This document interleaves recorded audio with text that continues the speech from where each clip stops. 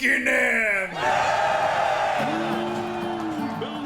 Вітаю, любі друзі!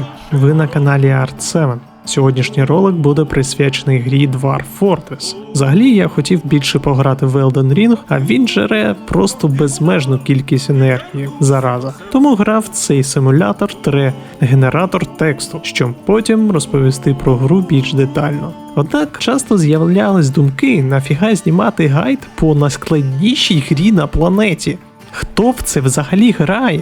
Проте я швидко заспокоївся, коли побачив 5 лайків під постом з анонсом. Та й на душі стало одразу якось тепленько. Якщо не дивились огляд по цій грі, хоч і доволі абстрактний, рекомендую ознайомитись спочатку з ним. А в цьому відео я розповім вам все, що дізнався у грі та як тут все працює, щоб після перегляду ви змогли легше здолати перші спроби у грі про майстерових дварфів. Отже, генеруємо світ. Якщо ви тільки починаєте грати, то я би не рекомендував його створювати дуже великим. Це заощадить вам час. Як і час, скільки цей світ буде жити без вас. Ставимо 50. Інші параметри залишаємо так, як є. Скіпаємо туторіал, я його пройшов і в принципі не думаю, що ви там знайдете те, що я вам не розповім. Далі нам треба знайти локацію, де ми і будемо розташуватися. Тому необхідно використати фільтр Find Embark Location, де ти обираєш наступні важливі речі. Перше – це водянистий шар, аквафер. Ставимо, щоб його взагалі не було. Тобто Heavy і Light ставимо No. Щоб боротися з водянистим слоєм, необхідно буде використовувати насоси, та для початку і без них буде дуже багато всього. Друге – дощ. Дварфи його не дуже вивозять, тому краще ставити Low. Температуру на Medium, River, Yes, тому що це і риба, і майбутні рови вашої фортеці. Soil ставимо сам, тому що буде треба вирощувати гриби під землею, а на камінні та інших породах це буде неможливо, але і там є прикольні лайфхаки. Наприклад, на камені можна вирощувати гриби та інші штуки, якщо ви додаєте маленький слой води з тієї ж річки. І після цього там з'явиться муд, тобто бруд. І все, можете вирощувати все, що забажаєте. Ну і залишається тільки поставити Iron та Gold. Залізо нам знадобиться для зброї та броні, а за допомогою золотих виробів буде простіше вести торгівлю. Тицяємо Begin. Так, тепер обрати локацію простіше. Зверніть увагу, щоб були дерева. Чим більше, тим краще. Температура Temperate та Surroundings Calm. Це потрібно, щоб не було багато монстрів коло вас. Ще можна також обрати свою початкову цивілізацію, бо дворфи можуть бути з різних. Та просто обрати, яка більш близька до вас, щоб полегшити торгівлю зі своїми, так би мовити, сородичами. Все, ми готові обрати локацію. У мене вийшло ось так. Далі ти можеш зі спокійною душою тицять Play Now. Там, в принципі, теж все нормально збалансовано. Але все одно захочеться щось виставляти кастомно і почати гру більш комфортно, саме для твоїх цілей. Тому давайте поговоримо трохи про навички, інвентар та хазяйство. На початку гри must-have навички наступні. Перший дварф буде майнером. Ми будемо дуже багато копати, тому буде прикольно, якщо в нас буде спеціаліст в цьому. А якщо завдань по копанню в дварфа не буде, він буде займатися стоункрафтингом. Це дуже велика кількість всього, що нам буде треба. Це і столи, стільці, двері та інше. Другому дварфу беремо Woodcutter для рубки дерева та Carpenter. Це для крафту бочок, ящиків, ліжок тощо. Наступному дварфу я зазвичай беру брювер, що було бухліжко для дварфів, тому що без нього вони будуть дуже сумні, а з ним будуть більш старанно працювати, та це ще й впливає на їх емоційний стан. Та плентер, щоб вирощувати гриби, з яких ми і будемо варити напої. Далі Weaponsmith та Armorsmith. Оскільки дуже важливо, щоб вся зроблена броня та зброя мала найвищу якість, а тому і ефективність бою, це також дуже важливо. А ще це впливає і на вартість, якщо ми будемо їми торгувати. Також нам буде потрібна риба, збір фруктів та та інших рослин. Тому качаємо фішермен та гербаліст до компетентного рівня. А ще все це треба якось готувати, тому останні бали кидаємо в кук. Ми ще не взяли мисливця, щоб добувати ще більше м'яса, ніж є у хазяйстві. Качаємо навик амбушер 3 рази. Він потрібен, щоб непомітно підкрадатись к тваринам. Також нам буде дуже у нагоді крафт зі шкіри, тому ще й Leatherworker теж на 3. Ну і щоб полювання було ефективним, на 4 качаємо арчері. Цей навик впливає на влучність стрільби з будь-якою далекобійною зброєю. І наостанок нам потрібен нормальний такий боєць або драчун. А ще було б дуже круто, якщо б він міг ділитися знаннями з іншими дварфами та тренувати їх. Тому беремо Teacher та Fighter. З навичками все, але це тільки початок. А ви що, думали, що буде дуже просто? Не хвилюйтесь. Далі простіше не буде! Про всі інші навички та про ті, що ми тільки що вибрали, ви можете прочитати детальніше у Dwarf Wiki. Я залишу посилання внизу. Там все англійською, але я в вас вірю. Отже, що там по предметам? В принципі, я би залишив так, як нам дають, але замість кірки з міді я би взяв одну залізну. Другу, в принципі, можна залишити, але без вміння дварфи зазвичай довго колупаються, але ж це не критично. Далі нам ще дають 2 топори, я би залишив тільки один. Погравши вже декілька партій, я досить часто стикався у нестачу насіння, з якого ми варимо пиво. Вони називаються Plump Helmet, тому беремо десь 50 спавнів, усіх інших можна взяти про запас по 20 штук. Та в принципі тут можна закінчити або щось додати, якщо залишаться поінти. Все інше будемо крафтити як боги. Так, тепер переходимо до петів та інших тваринок.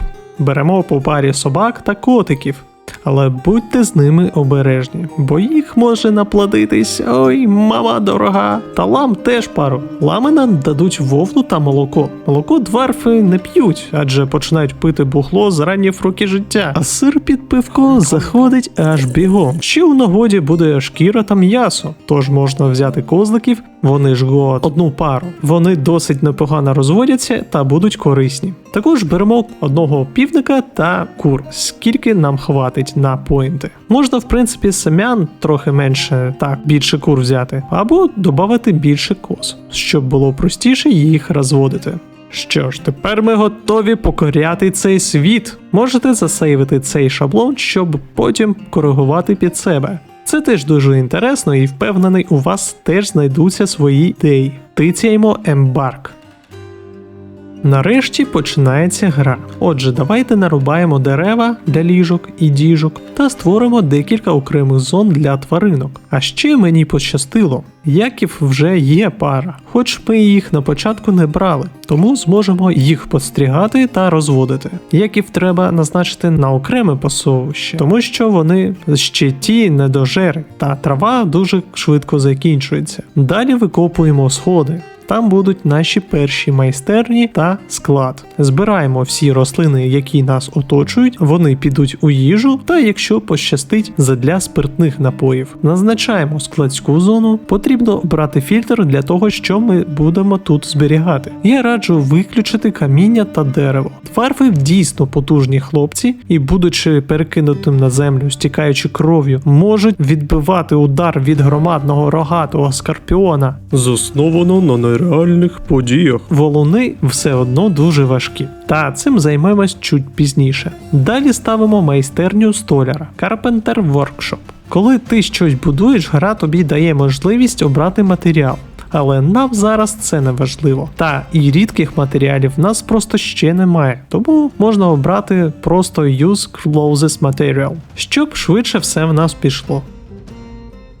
Наступна будівля Craftsdwarf майстерня. Але я помилився, тому що я хотів поставити Stoneworks Workshop. Тому що це було потрібно для столів та стільців. Я трохи пізніше це виправлю. Далі робимо те, що робили для основного складу, але з іншими фільтрами. Купаємо, щоб було більше місця, ставимо стіл, це наша винокурня, та невеличку ферму, щоб засіяти його нашими грибочками. Ферми можуть бути як надземними, так і підземними. Таким чином ви маєте можливість вирощувати різні культури. Але щоб почати варити бухліжко, нам потрібні пусті діжки, яких поки що в нас ще немає. Відпочивати нашим бородачам теж потрібно, тому копаємо ще глибше та приблизно думаємо, як ми зможемо все це нормально розмістити та ефективно використовувати місце. Ось у мене унизу будуть спальні, а у центрі офіси для високопоставлених дварфів-панів. Дворяни виконують безліч корисних функцій, на кшталт переговорів, першої допомоги або те, що ми зараз і будемо використовувати. А саме призначимо менеджера. Нехай офісу у нього ще не буде, але так чи інакше він намагатиметься виконувати свою роботу. Можемо призначити в принципі будь-якого дварфа, але треба розуміти, що на даний момент нам важливіше. А оскільки поки що в нас немає металевих руд, можна поставити в принципі нашого майстра по металу. Однак врахуйте, що одного разу, призначивши посаду дварфу, ви не зможете його прибрати. Ну, хіба що заморити голодом, замкнути у клітку або щось гірше. Так от, призначаємо дворянина. І тепер нам доступна дуже корисна функція – Work Orders. І тепер контролювати та налаштовувати абсолютно весь крафт буде набагато простіше. Давайте призначимо перші завдання – зробити 10 ліжок. Вони робляться тільки з дерева, деревина є, тому має спрацювати. Далі нам знадобляться бочки для бухліжка, тому додаємо і це завдання. Бочки необхідні не тільки для напоїв, там можна зберігати багато різних предметів, і в майбутньому бочок у нас буде просто неймовірна кількість. Прогодувати і напоїти весь натовп дварфів – це ще те завданнячко. Далі я додам в завдання столи, двері та стільці. Throne – це теж стілець насправді, але просто з каменю. А поки що наші хлопці працюють, відвернемося на більш важливі речі. Подивимося, про що думають наші пузанчики. О, диви, саме про те, що я і говорив, цей дварф роздратований, потрапивши під дощ. А ще йому не подобається пити прямо із бочки. Тому потрібні кружки чи кубки. Ну, тут я певен, що це не лише йому не подобається. Дварфи начебто видаються як суворі хлопці, але ж які вони іноді бувають вибагливі, це просто жесть. А от дивіться, як наші котани працюють. О, вже 2 щура зловили. Тільки тепер через це тут з'явилися мухи. Ви просто подивіться. Ну це ж дуже круто, згодні? Ось такі деталі і полонять бідних гравців, які зі звичайних геймерів перетворюються на елітарних задротів.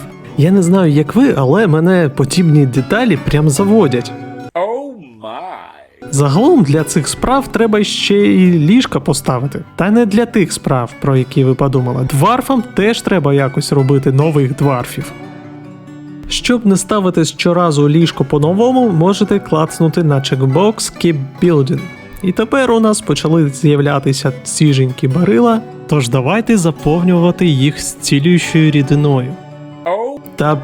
Ставимо завдання Brew from Fruit і виставляємо найвищий пріоритет. Знову ж таки, тому що я боюся, щоб наші гриби закінчаться. Та й хочу показати ще неймовірно корисну штуку. Кожному подібному завданню можна ставити умову і час, коли умова перевірятиметься. Ну це ми вже в Факторіо починаємо грати взагалі-то.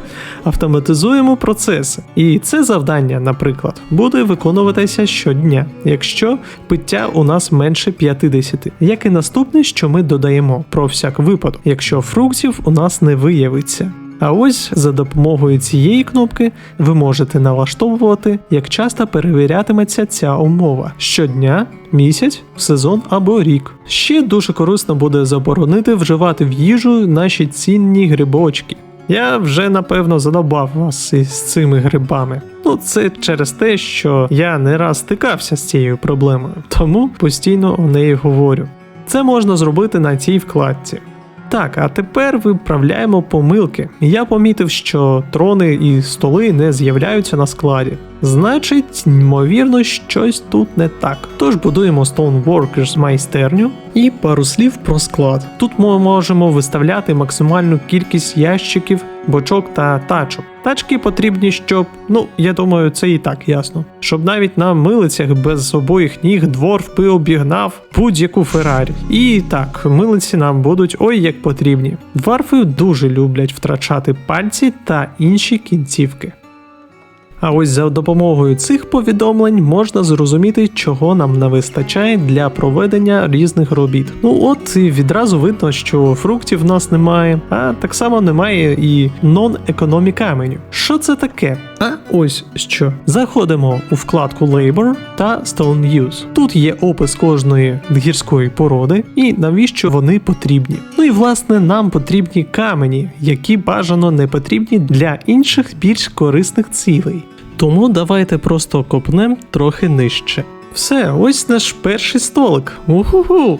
І останнє, що я сьогодні покажу, бо хто дивитиметься гайд по найскладнішій грі на планеті? Аж стільки часу? Ні, та не може бути, що ти аж досюди додивився. А якщо додивився, то на тебе чекає неймовірне видовище. Ми зараз вб'ємо курку. Чисто для повноти гайда.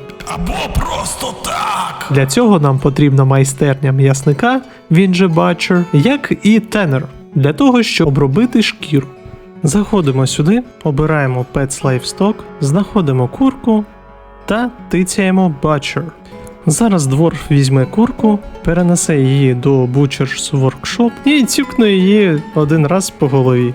Ось бачите, тепер в нас є жир, кістки, шкіра та череп. І одразу у Tanner's Workshop з'явиться таска. Ось тепер в нас буде оброблена шкіра. А з цієї шкіри, зараз побачите, що ми будемо з нею робити. З кісток та черепа можна зробити ювелірну прикрасу. М'ясо можна зварити або продати.